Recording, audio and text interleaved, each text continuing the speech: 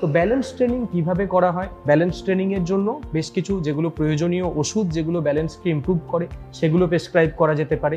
নন pharmacological therapy বা treatment যে পার্টটা আছে সেই পার্টটা ব্যালেন্স ট্রেনিং এর ক্ষেত্রে অত্যন্ত গুরুত্বপূর্ণ। এক্ষেত্রে যে মাসেল দুর্বল আছে সেই মাসেলগুলোকে স্ট্রেনদেন করা হয়, তাতে হাতে পায়ের মাসেলের সাথে সাথে কোর বডি স্ট্রেনদেনিংও খুব প্রয়োজন।